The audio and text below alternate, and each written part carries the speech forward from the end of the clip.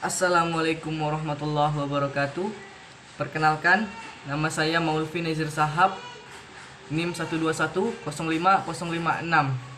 dari kelas C, Prodi Komunikasi Penyiaran Islam. Di sini saya akan menjelaskan secara singkat sejarah perkembangan bahasa Indonesia. Dari yang kita tahu, Indonesia adalah negara kepulauan dan memiliki banyak perbedaan, terutama dari segi bahasa.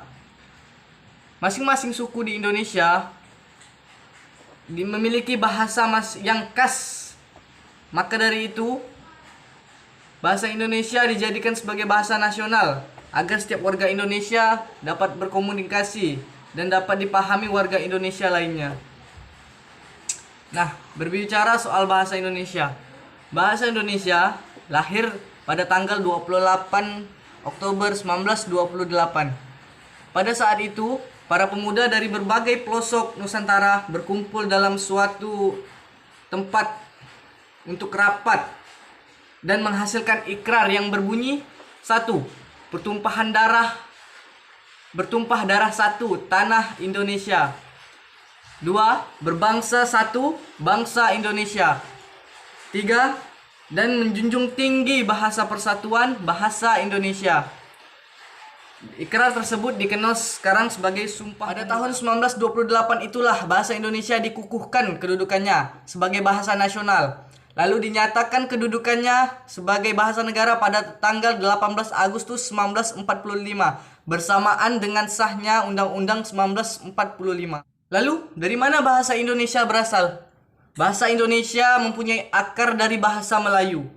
Bahasa Indonesia sendiri tumbuh dan berkembang dari bahasa Melayu yang sudah dipergunakan sebagai bahasa penghubung di Nusantara dan hampir di seluruh Asia Tenggara. Sebagai penghubung antar suku, antar pulau, antar pedagang, antar bangsa, dan antar kerajaan.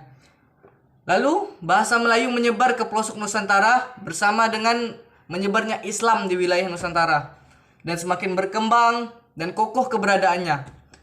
Bahasa Indonesia, bahasa Melayu di dalam perkembangannya menyerap kosakata dari berbagai bahasa seperti bahasa Sanskerta, bahasa Persia, bahasa Arab, dan bahasa-bahasa Eropa. Perkembangan bahasa Melayu tersebut mempengaruhi dan mendorong tumbuhnya rasa persaudaraan dan persatuan bangsa Indonesia. Lalu, para pemuda Indonesia yang tergabung dalam pergerakan secara sadar mengangkat bahasa Melayu menjadi bahasa Indonesia yang menjadi bahasa persatuan untuk bangsa Indonesia. Dan akhirnya, bahasa Indonesia pun dipakai berbagai lapisan masyarakat Indonesia. Meskipun bahasa dari masing-masing daerah masih dipakai, namun untuk mempersatukan bangsa, masyarakat Indonesia antar suku menggunakan bahasa Indonesia untuk percakapan sehari. Demikianlah sejarah singkat perkembangan bahasa Indonesia. Terima kasih. Wassalamualaikum warahmatullahi wabarakatuh.